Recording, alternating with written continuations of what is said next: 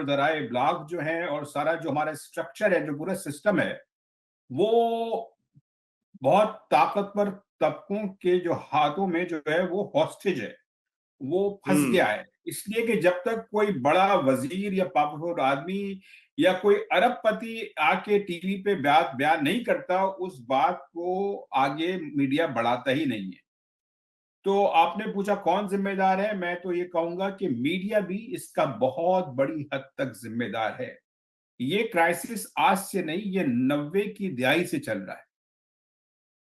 क्या वजह है ये कि आज जो है मीडिया में सब लोग जो इसकी बातें कर रहे हैं, और वो बातें भी ऐसी हो रही हैं जैसे कि ज्यादा दिलचस्पी इसमें है कि एक दूसरे से, एक लॉबी से दूसरी लॉबी को लड़ाया जाए या ये बताया जाए कि ये तो इनके आपस की जंग है। ऐसी बात हरगिज नहीं है। पाकिस्तान का जो एक्सटर्नल डेट है, तकरीबन 100 बिलियन, जो ऑफिशियल जो हुकूमत पाकिस्तान का डेट है, उसमें 15% से थोड़ा ज्यादा जो है उसका ताल्लुक एनर्जी से है, इलेक्ट्रिसिटी प्रोजेक्ट से है। तो ये बड़ी अहम है इस लिहाज से कि इसका ताल्लुक हमारे कर्जों से है, इसका ताल्लुक इलेक्ट्रिसिटी से है, इसका ताल्लुक महंगाई से है, और इसका ताल्लुक डेवलपमेंट से भी है। इस वक्त हमारे मुल्क में ये हालत है कि आपने देखा होगा कुछ दिनों पहले जनाब, एक भाई ने दूसरे भाई को कत्ल कर दिया इलेक्ट्रिसिटी पर, बिल पर। ये भी पहले खबर आ चुकी है कि किसी ने खुदकुशी कर ली थी।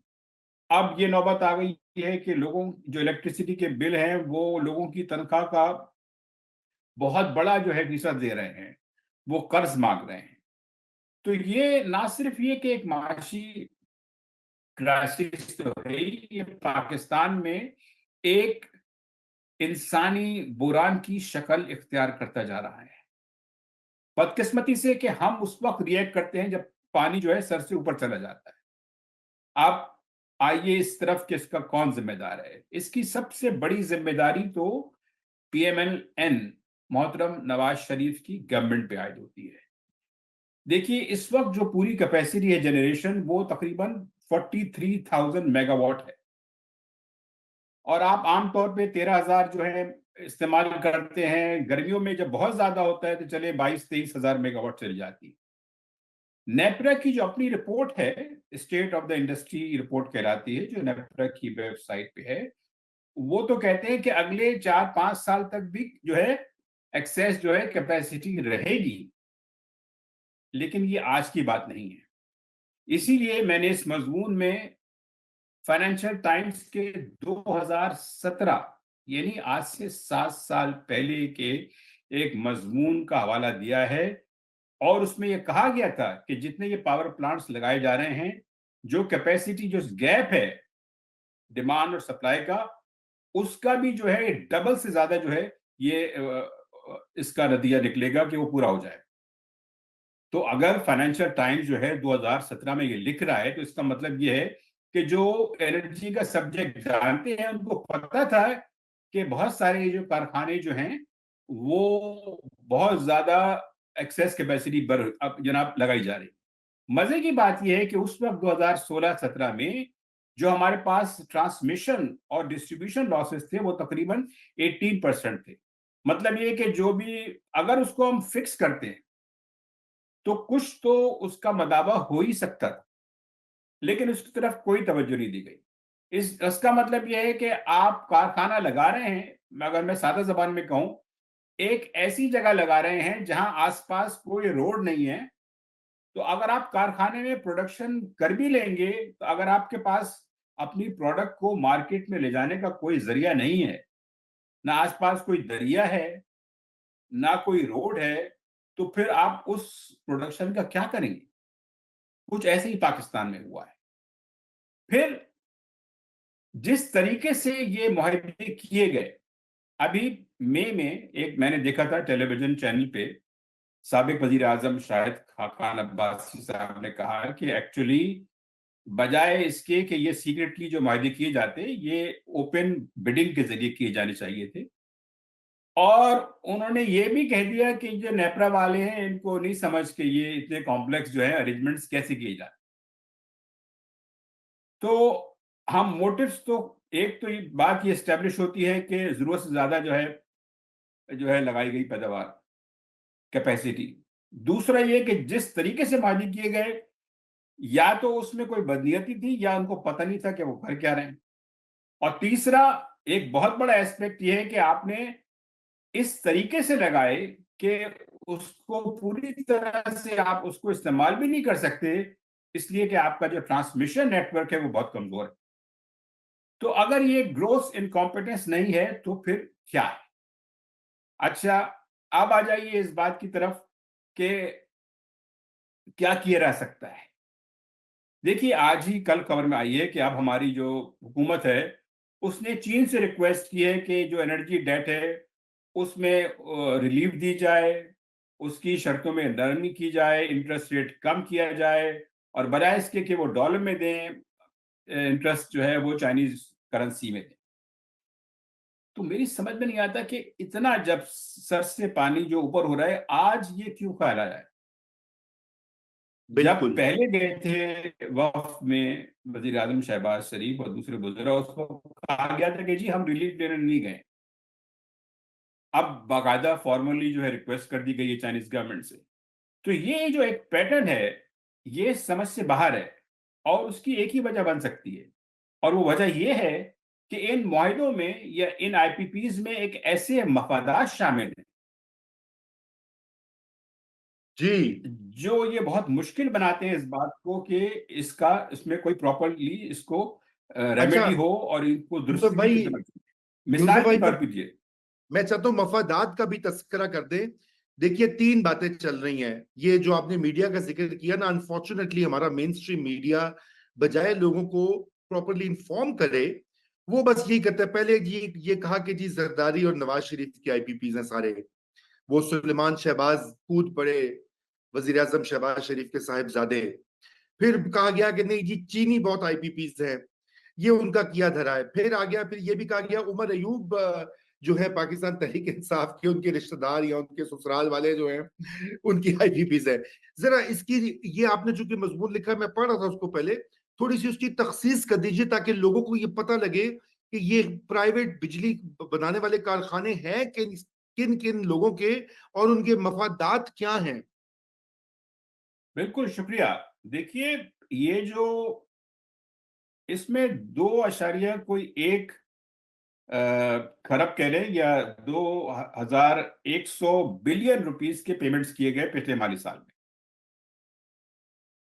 बिल्कुल। तो मैंने ये मुनासिब समझा कि ये पहले बताया जाए कि किसको किए गए। तो वैसे तो बड़ी लंबी लिस्ट है, लेकिन मैंने कोई 17-18 जो आईपीपीज जो हैं उनके नाम दिए हैं। इस मजमून में शामिल है उसकी तफसील, उसके पीछे कौन है, वो किस तरीके से जो है बिजली बनाते हैं, और उनको कितनी अदायगी की गई। तो इसमें जो 2100 अरब रुपए के जो हैं, इसमें एक बात तो बड़ी सादा है कि इसका जो 45% जो है इस पूरे अमाउंट का, वो तो उन प्लांट्स को गया है जो हुकूमत की मिल्कियत है। उसमें बिल्कुल। पंजाब गवर्नमेंट भी शामिल है। तो गवर्नमेंट ऑफ राइट। पाकिस्तान, जिसमें न्यूक्लियर प्लांट भी शामिल हैं और हाइडल पावर प्लांट भी शामिल है, ये सब मिला के वो 45% जो है उनको जाता है। बिल्कुल। 15% ऐसे हैं जो लोकल जो है स्पॉन्सर्स जो है। तो इसका मतलब ये है कि जो लोकल है, चाहे वो गवर्नमेंट है चाहे वो लोकल इन्वेस्टर्स हैं, इन कैपेसिटी पेमेंट्स का जो मेजॉरिटी है दैट इज 60%, उसका तो इंटरनेशनल एग्रीमेंट से कोई ताल्लुक ही नहीं है। राइट, यानी 60% आप कह रहे हैं मकामी हैं। मकानी है। जी। और जो 40% जो चाइनीज आईपीपी से है, ये मैं बताऊं, तफसील उसमें पूरी शेड्यूल में है। जो चाइनीज जो आईपीपीस कहते हैं उसमें से बाज ऐसे भी हैं जहां हमारे जो मकामी लोग हैं, मकामी इंडस्ट्रियलिस्ट के सरमाएकार, उनका भी इंटरेस्ट है। तो राइट। उनका जो रियल जो चाइनीज कंपोनेंट है वो थोड़ा सा कम है इस लिहाज से। इसलिए कि जारी बात है, जितनी ओनरशिप पाकिस्तानी की होगी उन प्रोजेक्ट्स में। तो मैंने एक दो स्पेसिफिक प्रोजेक्ट्स हैं, जैसा कि साहिवाल, उसका मैंने पूरी तफसील दी है कि उसको कौन ओन करता है, लोकल कंपनी कौन सी है, फिर दुबई में कंपनी कौन सी है, और उस कंपनी को कौन ओन करता है, और उसमें बोर्ड ऑफ डायरेक्टर्स पे कौन लोग बैठे हैं।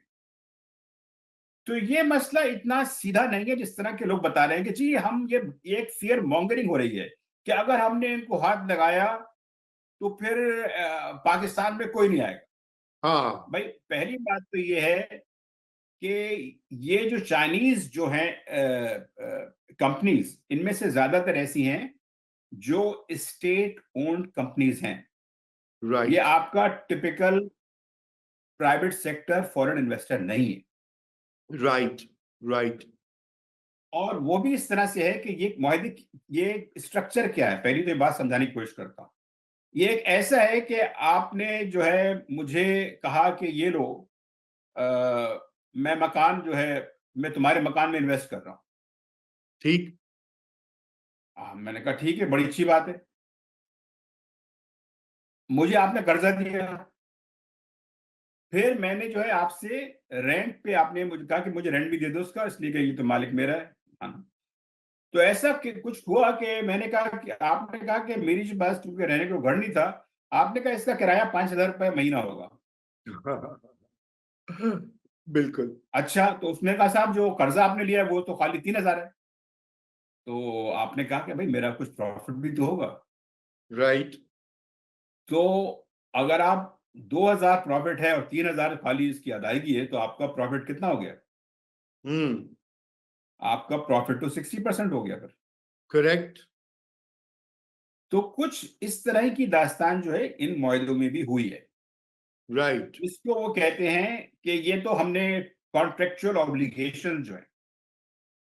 अच्छा रजा भाई, मैं एक बात मेरे ख्याल से मुझे कह देनी चाहिए, इसलिए कि मेरे तवील करियर में इन्वेस्टमेंट्स में, बैंकिंग में भी, पाकिस्तान में से 3 प्रोडक्ट्स ऐसे हैं जिसमें मैं बराह रास्त एज अ बैंकर या इन्वेस्टर, मतलब इन्वेस्टर तो नहीं, जो फंड्स अरेंज करते हैं, एडवाइस करते हैं, मैं उसमें शामिल। तो मुझे किस तरह से ये होते हैं उसकी मैं कहूँगा, उसमें मैं बराह रास्त एक्सपीरियंस है, मैं कोई ऐसी सुनी सुनाई बात नहीं कर रहा हूँ। नहीं ऑफ कोर्स यूसुफ भाई बिल्कुल और वो मैं इसलिए कह रहा हूँ कि आप तो जानते हैं, दूसरे और लोग जो हैं वो जान जाते हैं, और मैं साफ साफ कहूंगा कि ये मेरे सामने हुआ था, ये जो 1994 का है, हपको का 1292 मेगावाट का कराची का। तो ये मुझे सारी सारी तफसीलात पता है। मजे की बात यह है कि जैसे अब आ जाइए इसकी प्रॉफिटेबिलिटी पर, तो कुछ इस तरह से किया गया। तो फिर इसमें क्या हुआ, इसमें ये क्या हुआ कि जनाब 25% जो है स्पॉन्सर लगाएंगे, ठीक 75% जो है वो बैंक से कर्जे लिया जाएगा। लेकिन इस एग्रीमेंट के जरिए असल में कर्जा जो है उसकी अदायगी की जिम्मेदारी उन इन्वेस्टर पे नहीं है, हकीकत हकीकत में हुकूमत पाकिस्तान पे है। ना सिर्फ ये कि उस कर्जों की अदायगी की जिम्मेदारी हुकूमत पाकिस्तान पे है, बल्कि अगर इंटरेस्ट रेट में या रॉ मटेरियल प्राइस में या फिर करेंसी में कोई उतार चढ़ाव होता है, वो रिस्क जो है उसकी जिम्मेदारी भी हुकूमत पाकिस्तान पे है। सही तो इन्वेस्टमेंट तो वो होता है जो सरमायाकार जो है जब पैसा डाले तो रिस्क भी वही ले। यहां ये हुआ है कि सरमायाकार प्रॉफिट तो सब ले रहा है, लेकिन जो रिस्क है वो हुकूमत पाकिस्तान का है। क्या मतलब हुआ इस बात का? इसका मतलब ये हुआ कि प्रॉफिट तो मैं लेता रहूंगा, लेकिन अगर नुकसान हुआ तो हुकूमत भरेगी। मतलब ये कि नुकसान होता है तो हुकूमत तो क्या भरेगी, पाकिस्तान के लोग भुगत रहे हैं। दुरुस्त बिल्कुल सही कहा आपने तो हो ये रहा है कि एक तरफ तो हमारे कर्जों, हमारे टैक्सेस का ये हाल है कि आपको पता ही है कि सारे जो टैक्सेस हैं उसका बोझ सारा हमारे लोगों पे पड़ जाता है। इसलिए कि ना रियल एस्टेट वाले, ना ही एक्सपोर्टर्स, ना टेक्सटाइल वाले, ये लोग कोई ज्यादा कोई टैक्स देते हैं। और कोई और वक्त होगा, अगर कोई 10 शुमार मुझसे लेना चाहे तो मैं दे दूंगा। तो होता क्या है कि मैन्युफैक्चरिंग में भी टैक्स लगते हैं, उसका भी सारा बर्डन जो है पास ऑन हो जाता है लोगों पे। मिसाल के तौर पर अगर आप साबुन लेते हैं, शैम्पू खरीदते हैं, तो वो कंपनी कहाँ से रिकवर करती है? वो तो लोगों से करती है ना।